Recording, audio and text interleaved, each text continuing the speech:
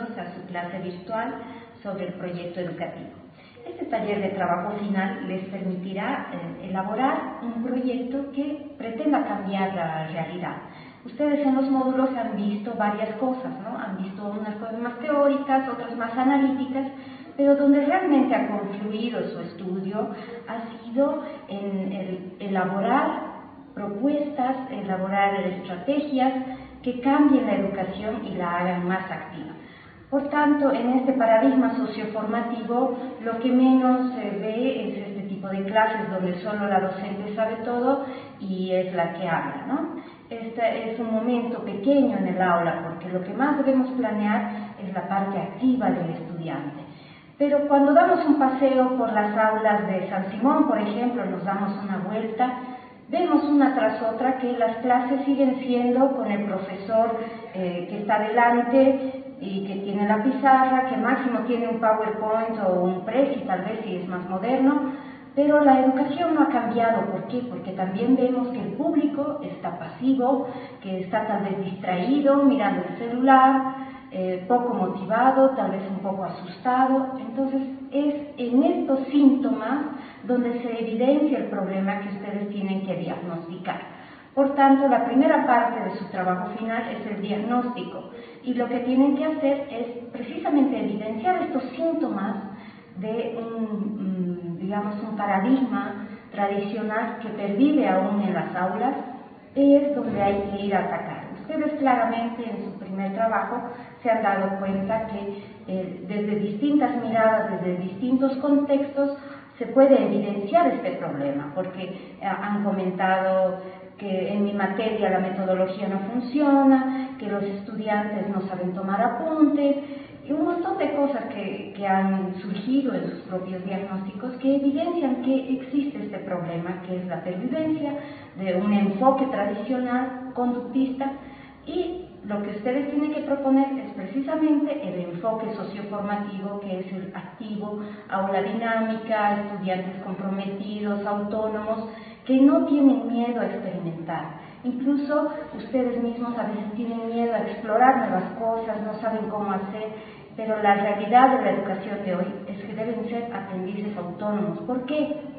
Porque el resto de la vida van a tener que aprender. La inteligencia ya no está solamente en la mente, está interconectada en servidores enormes donde está toda la información de la humanidad. Entonces, precisamente es la habilidad de búsqueda, la habilidad de confrontar, de no temerle a los errores, lo que tenemos que ir a desarrollar con nuestra propuesta educativa. Entonces, la primera parte de su trabajo es elaborar un diagnóstico. ¿Y qué es elaborar un diagnóstico? Es conocer un contexto. Tenemos que ir a identificar ese problema que ya les he ido adelantando, porque tenemos que visualizar qué es lo que está pasando y demostrarlo en datos. Entonces, hay muchas formas de conocer la realidad. Uno puede conocerla empíricamente, siendo parte del problema, siendo parte de la situación que se está viviendo como docente, por ejemplo, tener una mirada crítica y decir precisamente eso, que mis estudiantes no me prestan atención, mis estudiantes tienen malos exámenes, mis estudiantes solo ven el celular, no saben leer, no saben interpretar. Entonces, estos síntomas se pueden presentar también como el diagnóstico de un problema.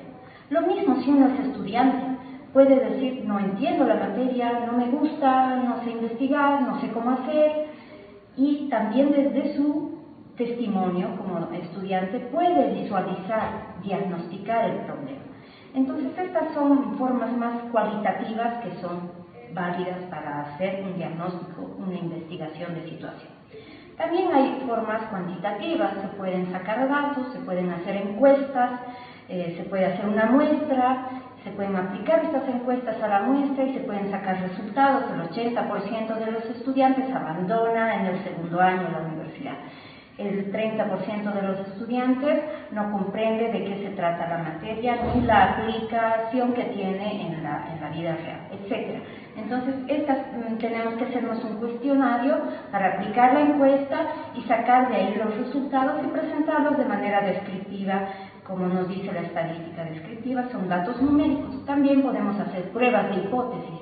Si queremos ir más allá en la estadística, y es nuestra área porque cada uno va a ir a investigar el diagnóstico sobre la educación de acuerdo al área de conocimiento a la que pertenece, ¿no? Muchos serán del área administrativa, otros serán del área social, otros del área médica. Entonces, las formas de ver e investigar la realidad están condicionadas también por ese nuestro conocimiento previo.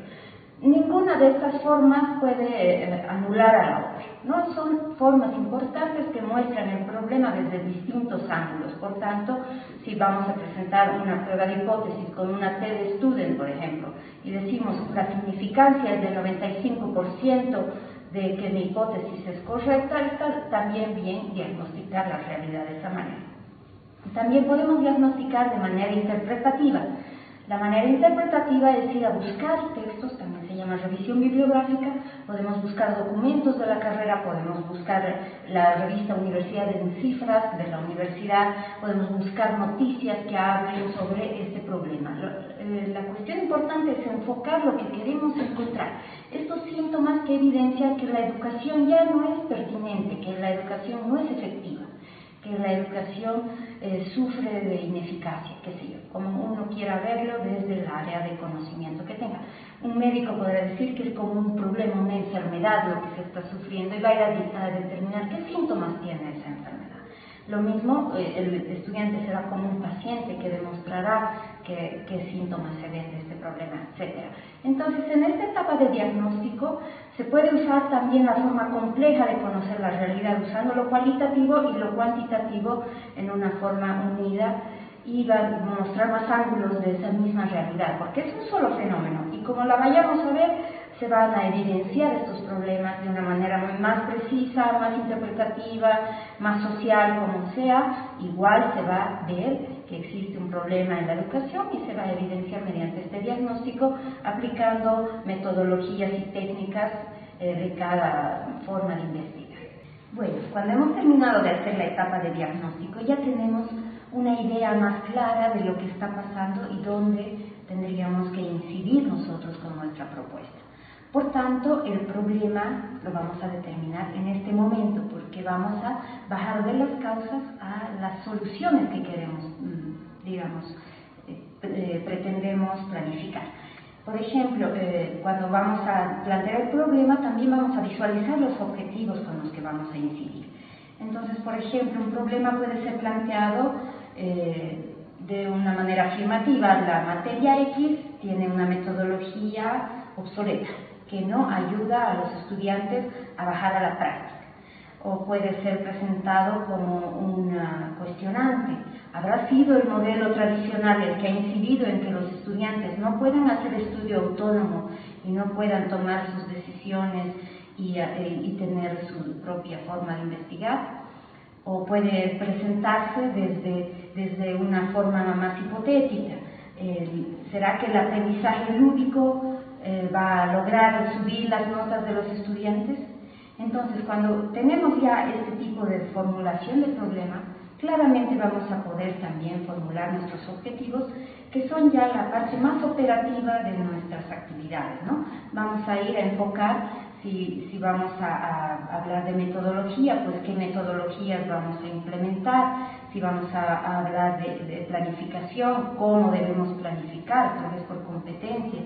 Si vamos a hablar de evaluación, tal vez la evaluación es lo que no está acorde al nuevo modelo educativo que tal vez ya se está implementando en una institución, y en esa institución la evaluación sigue siendo sumativa, un examen ABC, selección múltiple, etc. Entonces, de acuerdo a ese enfoque de solución que le vamos a dar, planteando primero ese problema de manera hipotética o cuestionando o afirmando que así se cambiarían las cosas, entonces vamos a poder elencar o mejor enlistar nuestros objetivos para ir a solucionar ese problema. Cuando hemos ya determinado el problema y puesto los objetivos con los que vamos a transformar la realidad, tenemos que justificar nuestras acciones. Entonces ya redactamos el acápite de justificación, que no es otra cosa que el argumento de las cosas que queremos cambiar, ¿no? Entonces vamos a poner un poco de lo que hemos diagnosticado, vamos a explicar que esa realidad es dañina porque tiene estas implicancias, y también vamos a justificar por qué la estrategia que estamos decidiendo asumir va a mejorar esta realidad. ¿Cómo lo va a hacer? Entonces es un acápite corto, pero fundamental para respaldar todo lo que estamos decidiendo en función de lo que hemos visto que queremos atacar. Hemos concluido el primer capítulo con esto y esto nos ha permitido ya tener un esbozo de cómo es la realidad y cómo vamos a ir a incidir en ella. Entonces la siguiente sección en nuestro trabajo es el capítulo 2, que se refiere a la fundamentación teórica.